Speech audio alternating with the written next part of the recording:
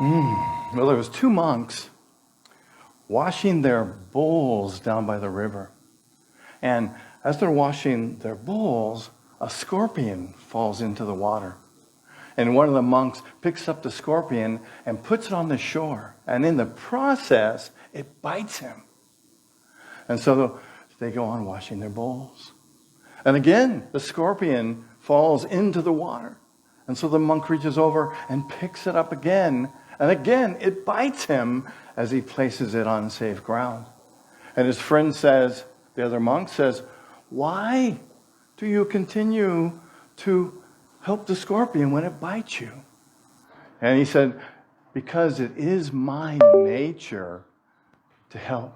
It is my nature to be compassionate." Practicing compassion isn't always easy. You notice? But it's definitely our nature. Thich Nhat Hanh has constantly spoken about the importance of compassion, and that we express it for ourselves and we express it for each other. Such an important part of us being alive and being spiritual beings in these physical bodies is to have compassion for each other.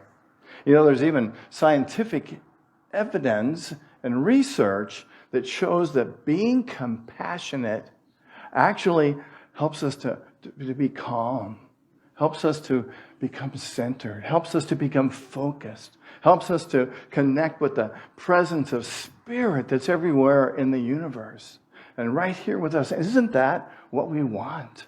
More of that connection, more of that power of truly being the essence of who we are. Yeah. So I ask you, what are you afraid of? Kind of a deep question this morning. What are some things that come to your mind when you think of what are your basic fears? What comes up for you? Most people are afraid of dying. People are afraid of getting sick. People are afraid of getting old. People are afraid of public speaking. People are afraid of loss of income, of change, of some kind of failure in their lives. People are afraid of getting sick, or at some point in their life being alone, losing their friends and their family. What are you afraid of? Thich Nhat Hanh reminds us that a mind polluted by fear does not serve our transformation. Because if we are dominated by fearful thoughts, even if they're slight thoughts in the back of our mind, it affects the way that we engage in the world. It affects the way that we connect with each other. It stops us from being able to access the presence of love at the deepest part of us. I'm doing at least 2 weeks talking about Thich Nhat Hanh. I thought it was important because, as you know, he just left the planet a relatively short time ago. And I've really enjoyed, in the last couple of weeks, really looking at his life and the things that he taught and how he impacted the world through who he was, what he taught, what he helped people to be able to see in themselves. He was a pioneer in the concept of engaged Buddhism, because he combines social action, civil disobedience, with traditional Buddhist principles. And we're going to talk about something starting today, and I'll finish it next week, titled the Five Remembrances. And these are things that he invites us to embrace and to think about on our spiritual journey. And I believe that these are really deep concepts. And so I invite you into that today, because what we're going to talk about may not be easy for some people to digest. You know, most of us experience a life with wonderful, joyous moments. And then there are other times when we face difficulties and challenges and things that really we'd like not to happen. True for you. But we know on this spiritual path, it doesn't take the difficult things away, but it gives us tools to embrace the difficult things so that we can be in the midst of them with our full engagement of spirit, with our full engagement of our heart, with our love, with our compassion. And so this talk today is really about gaining compassion for ourselves, having compassion for ourselves, and really taking that into the world and embracing the compassion in other people wherever we are, whatever we're doing. And we're going to do that by looking at these 5 remembrances. I'll talk about 2 today and 3 next week.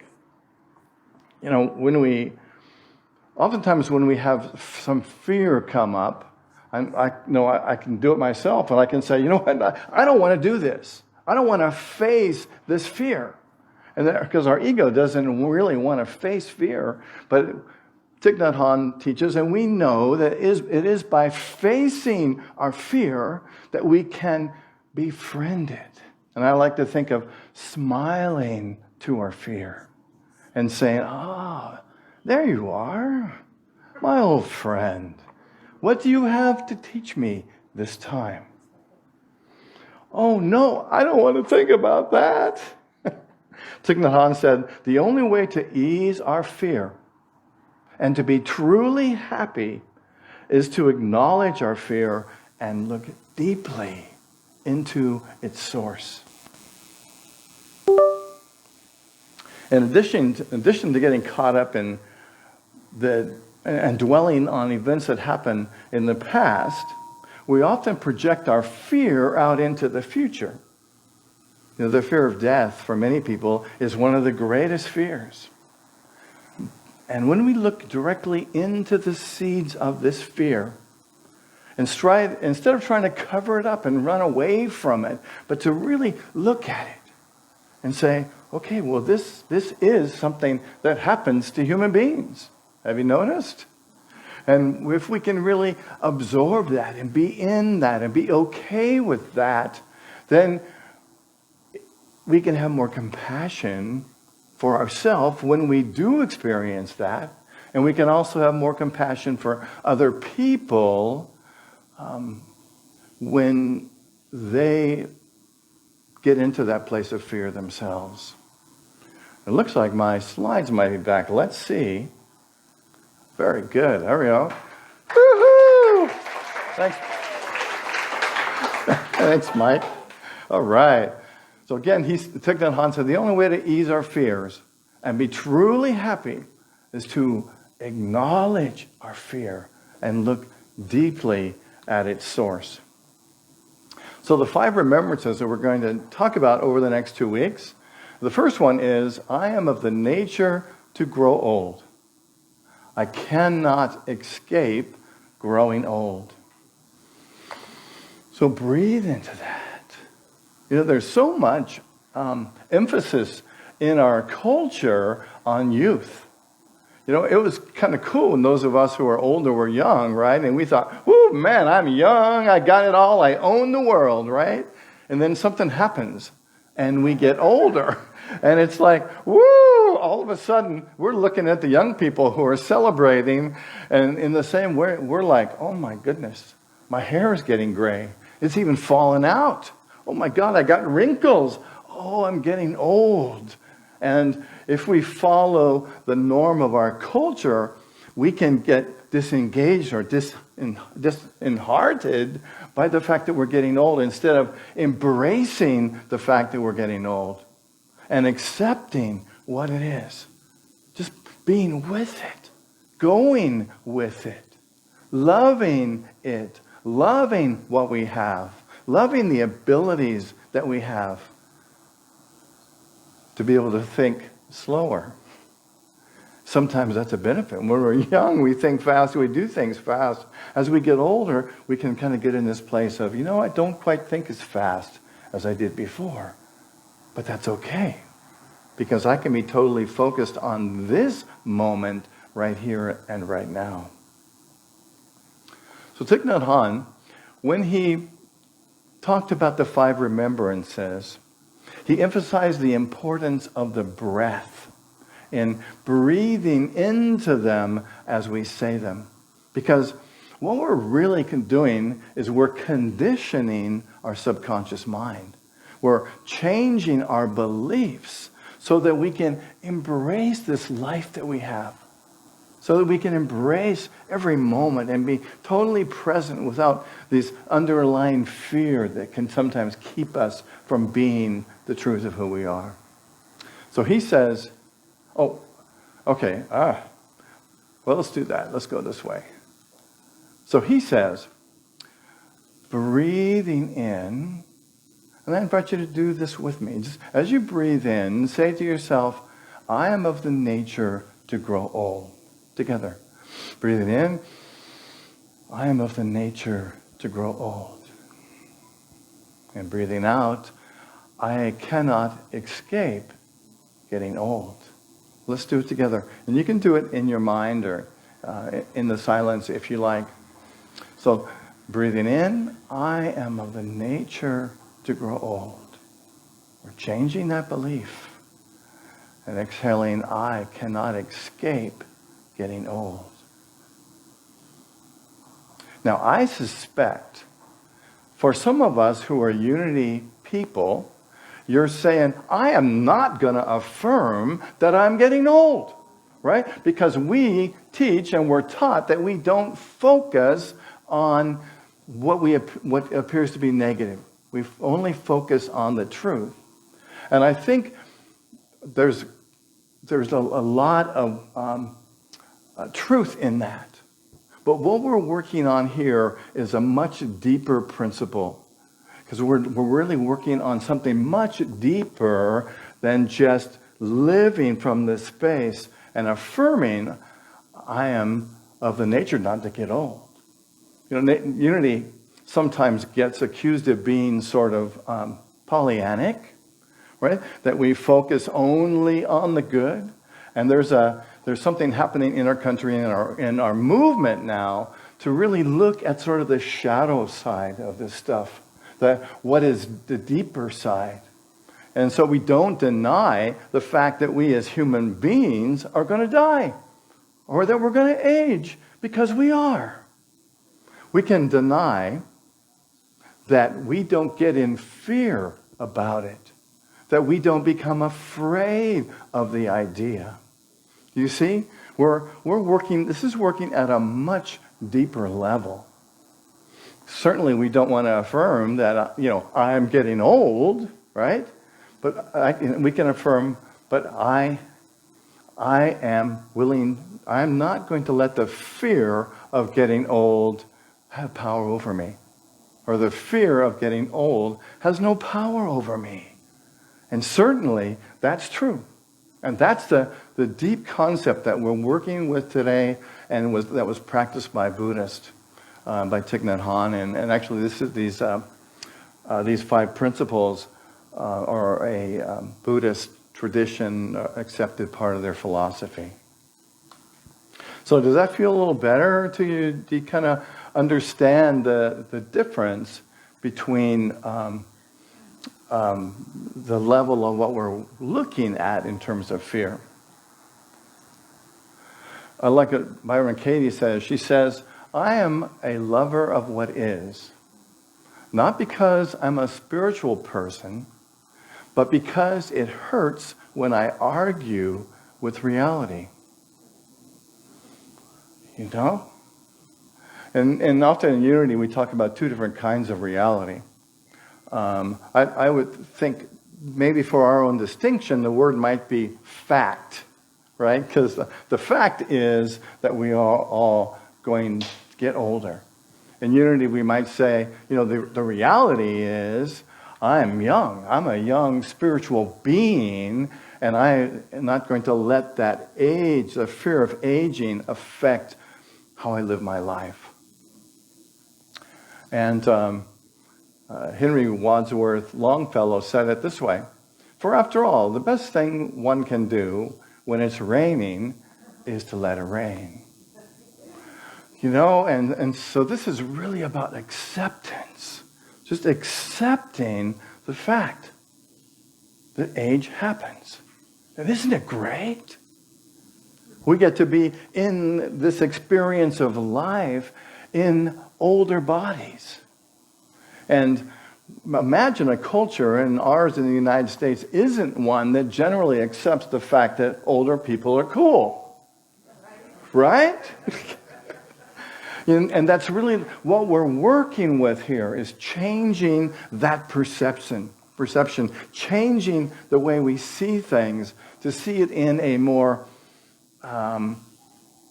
holistic, universal way. Does this make any sense? Have I totally pissed you off?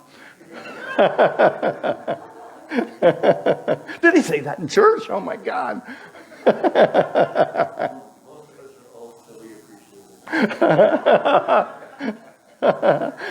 Someone said, most of us are old, so we appreciate it. And thank you for joining us on Facebook this morning. We apologize for all the technology issues that we had. Gives us a chance to be in the present moment, doesn't it? All right, so let's see. So my affirmation for today is, I am peaceful as I rest in the assurance that there is nothing to fear. Let's say that together. I am peaceful as I rest in the assurance that there is nothing to fear. Nothing to fear. Thich Nhat Hanh said, running away from our fear ultimately makes us suffer and makes others suffer. And our fear only grows stronger. We must be able and willing to accept this truth, and not just as a logical fact, but just to be present to the fact that things are changing all the time, and to accept the fact that we can be in acceptance of what is. Acceptance is one of the most powerful teachings because it helps us to be here and now and present. Thich Nhat Hanh suggests that we take a few moments and let this truth reside in us, to let it move through our flesh and let it be in our bones. I'm going to go back to this. This is probably a little easier for a lot of us to embrace this denial. So the fear of getting old has no power over me. So I invite you just to take that in. Just be with that. The fear of getting old has no power over me.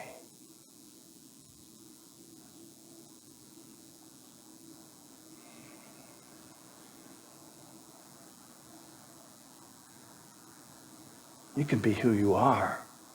You are a beautiful being, just as you are. Beautiful, powerful.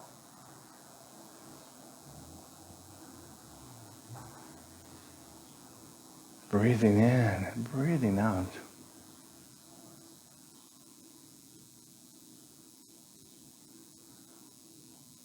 I love who I am. I am a powerful expression of spirit. I love who I am.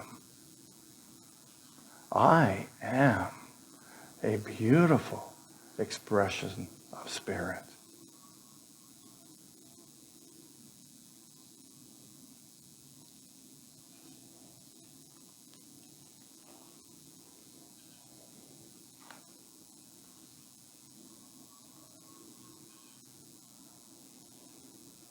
the second remembrance today is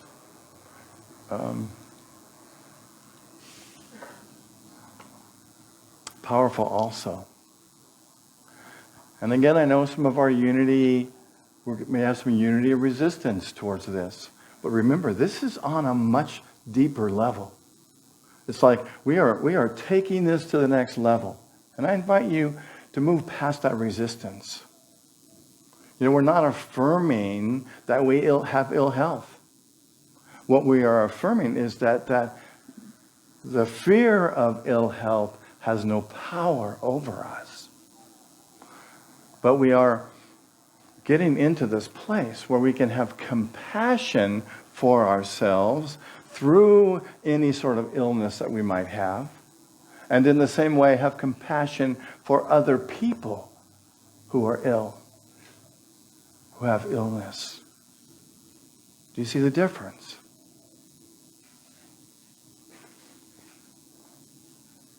So let's practice. If I invite you to think this or say it, or not, if that's where your truth is. I am of a nature to have ill health. I cannot escape having ill health. Thich Nhat Hanh would say that it is of the nature of human beings to have ill health at some point in their lives. And instead of denying that and pushing that away, we're acknowledging that sometimes happens. So breathing in, I am of the nature to have ill health. It's kind of like, this is often what we inherit as human beings. Breathing out, I cannot escape having ill health.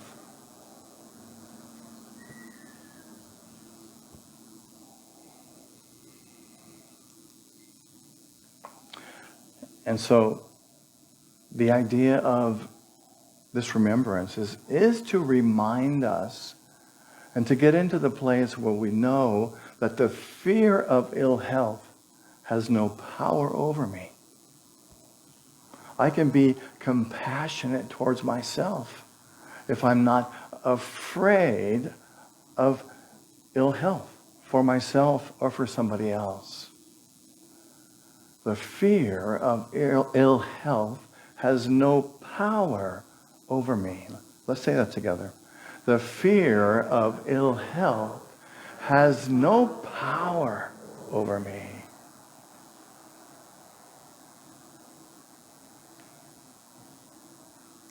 Siddhartha, as the Buddha was called, as he was called before he became enlightened, was one of the strongest young men in the city that he grew up in. He often took first place in many sporting events. He competed with his family and other people. Many of them were often envious of him because of his power.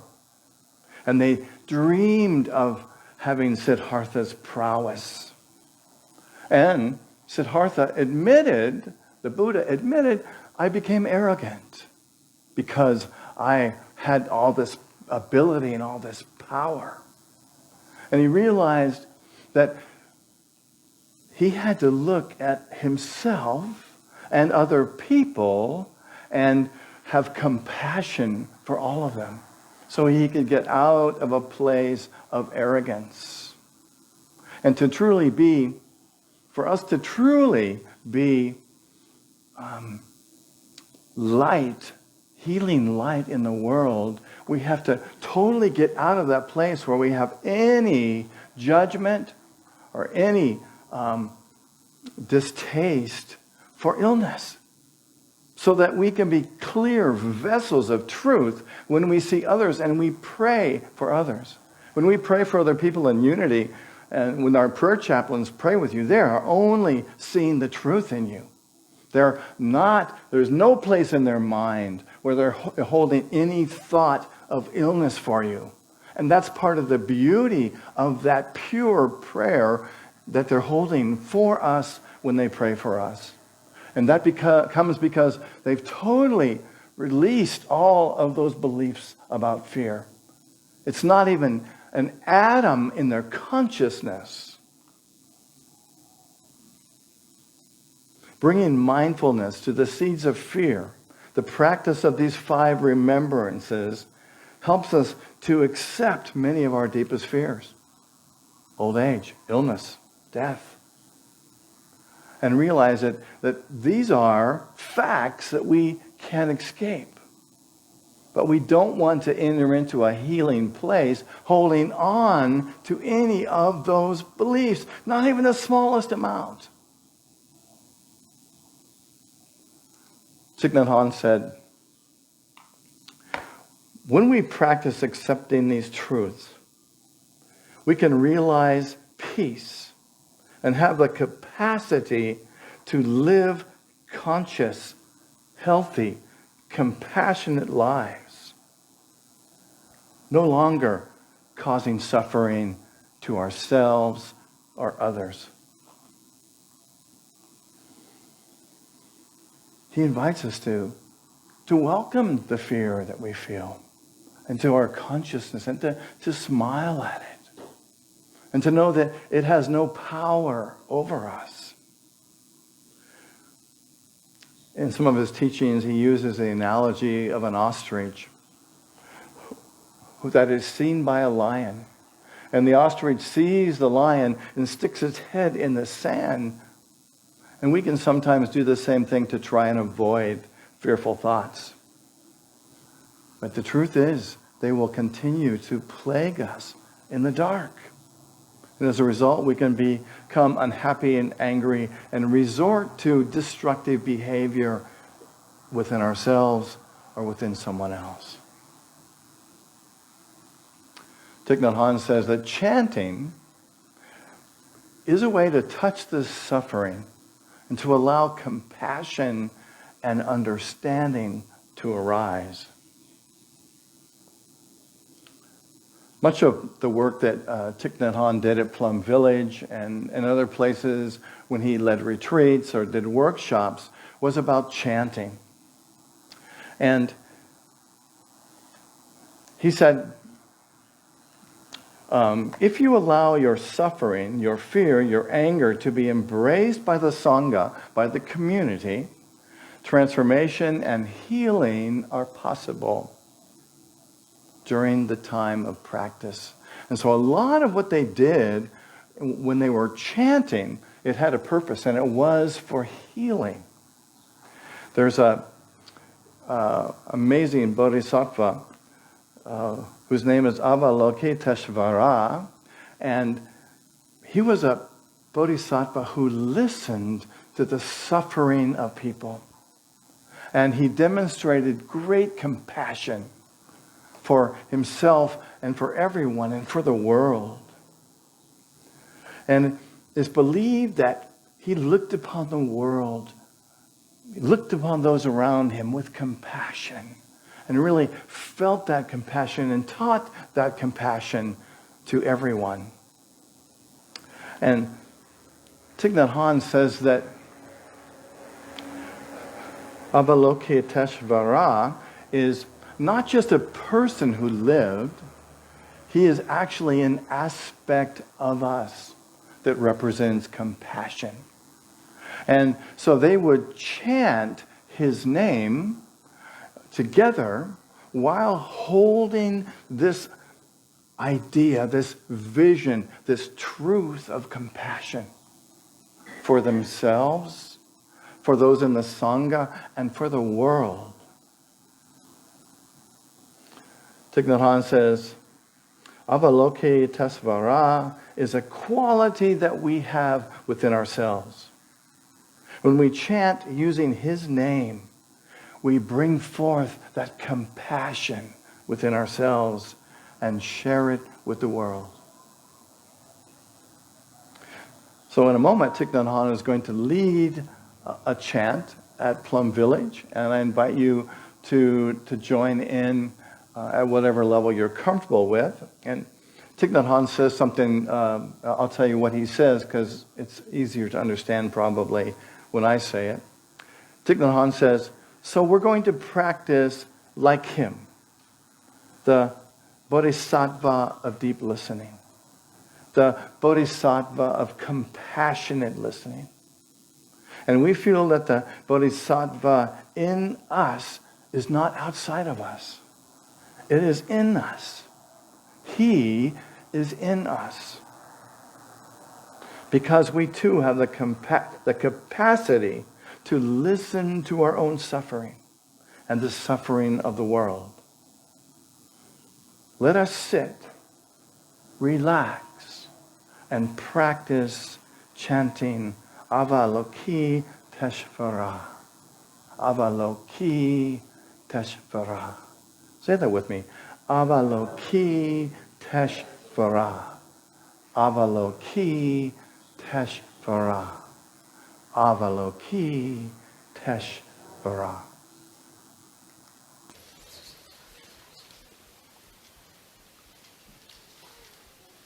Avaloki Tashvara is a person who knows how to listen to the suffering inside and outside.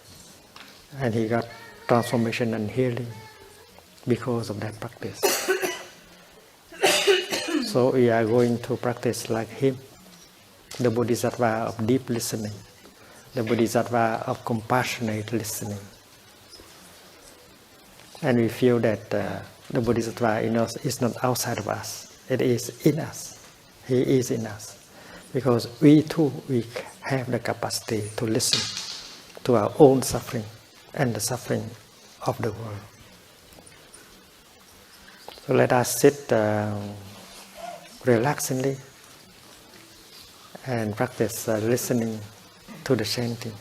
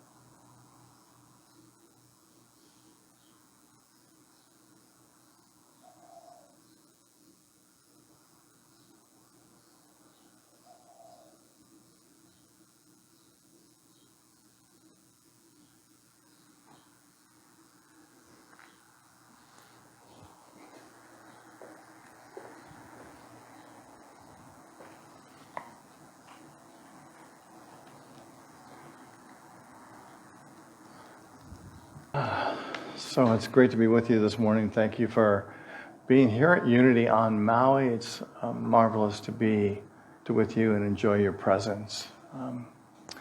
And as you prepare your love offerings this morning, I invite you to be here, to quiet your soul, to give thanks for what we have in this amazing Sangha of Unity on Maui, a place where we get to show up and be who we are, to be real, to be in a community that celebrates the spiritual path and celebrates really getting to know ourselves and supports each other in reaching to that higher place within us so we can be the fullness of who we are. And so as you, let's do it this way. If you're watching out in Facebook land and you would like to make a donation to Unity on Maui, you can do so by going to our website, www.unityonmaui.org, and leave a safe donation there, or you can send it to our physical address at 483 South High Street in Wailuku. And thank you again for joining us this morning. So as we hold our gifts, let's pray and affirm our affirmation of prosperity together. Together.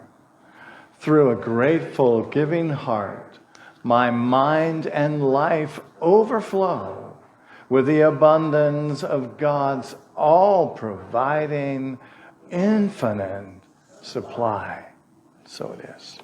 I know that I certainly miss our friend Kurt this morning, and I know that he's in my prayers and your prayers as well, for perfect health and healing during this challenging time. And so we give thanks to him and behold him right now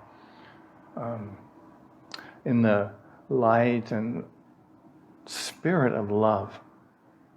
We see him in our minds and in our thoughts and in our feelings, and know that he is whole and healthy. We give thanks for all the beautiful ways that he touches us here at Unity on Maui. Thank you, dear friend.